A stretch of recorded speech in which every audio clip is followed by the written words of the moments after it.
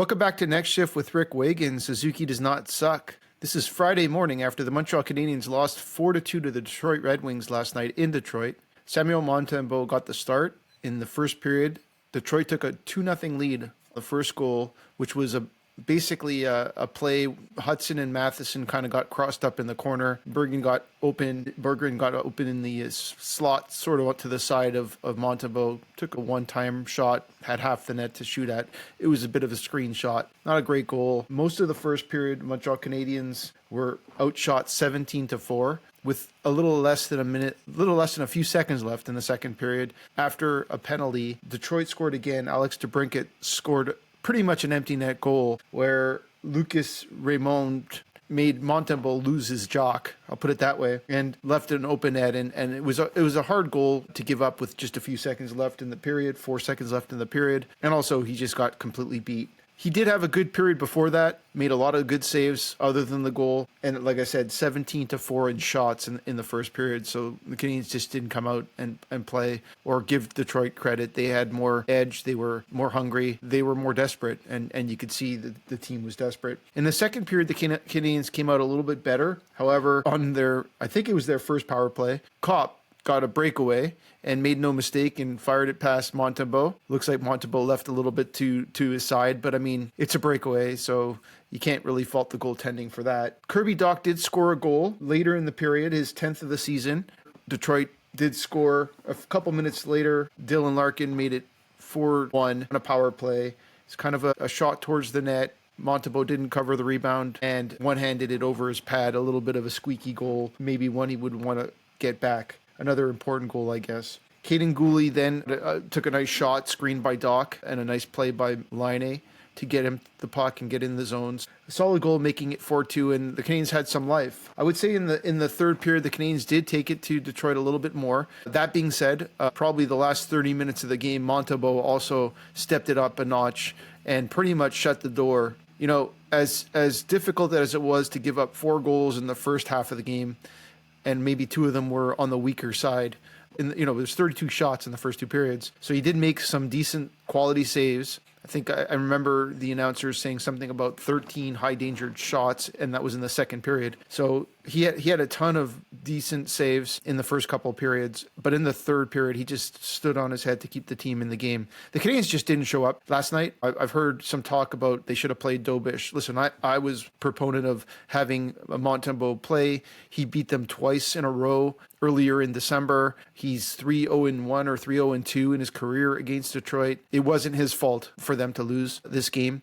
I've been saying it for a little while now that the Montreal Canadiens have kind of fallen off a little bit of their defensive prowess. They had a great game in Dallas, winning 3-1. Since that game, they lost 7-3, and Montembeault's net. They won 5-4 against the New York Rangers with Dobish and nets, and then they won 3-2 against Tampa Bay, only giving up 2 goals with Montembeault and nets, and then they lost 4-2 to Detroit. I will say that in all 4 of those games, the goaltending was not the problem. And in fact, in the Tampa game, like I said earlier, the team brought their B game and Montembeault just stood on his head. I think last night in Detroit, it was their C game. I mean, guys like Lane Hudson, who I have been the biggest proponent of, just didn't have his legs, made a few mistakes. The puck was bouncing off his stick. He's had a couple of weaker games in the last couple of weeks with the game in Toronto not being so solid. I kind of also blame his partner, Mike Matheson, who also had a difficult game.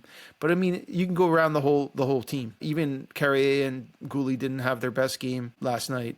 On forwards, the first line really didn't do a lot. Caulfield had some good opportunities, didn't put the puck in the net. I guess you can say Kirby Dach with a goal and an assist looked good, so that's a positive. And I think Laine in the second half of the game also played some good hockey, but I didn't think Newhook was moving like he has been. Slafkovsky definitely wasn't moving like he has been. And the line of Evans and Armia were solid, but not great. And again, Pez played, and I don't think he did anything of value. So you can call this up to a loss. 12 plus players on the team probably didn't bring their A game or their B game. And ultimately it's a 2-point miss because there was a lot of teams around them, whether it was Ottawa, Pittsburgh, Columbus, all lost last night. So, they didn't lose ground on those teams. However, they could have gained some ground, and every game is super important. So next game's at home against the New Jersey Devils. I have the Montreal Canadiens winning that game. A lot of people think Dobish should start. I don't think that matters. I think it could be either or. We'll see how it kind of plays out. I think both goalies can win that game. The Devils are kind of inconsistent. We'll see which Devil team we get. Markstrom got hurt. I don't know if he'll be playing. I didn't see if he's been put on the LTIR yet, but we'll see. Ultimately, it was a difficult game to watch. The Canadiens fell behind early, gave up a lot of shots, got beat on pretty much every battle. It was a difficult game to watch, but it was, they've been playing some good hockey overall. The last couple of games, I feel like they just haven't played to the same level. And maybe even the last 4 games, or 3 of the last 4 games, if you throw the Toronto game in, even though I didn't hate how they played that game. I thought they played better at home against Toronto than they did in the last 2 games. So next game at home against the Devils, and then they stay home for a couple of games against Winnipeg and Minnesota. And then they head out west to play teams like the Anaheim Ducks and the Sharks and the Kings, which I'll try to make it to at least one of those games. Definitely the one in Anaheim I'll be at. So looking forward to the next week or so. Some big games for the Montreal Canadiens. They can't have back-to-back losses, so a big game on Saturday. I mean, they can. It wouldn't put them out of the mix, but it's super important that teams don't fall behind 2 games in a row. So looking forward to the next game. That's it for me. That's it for Next Shift. Talk to you guys soon.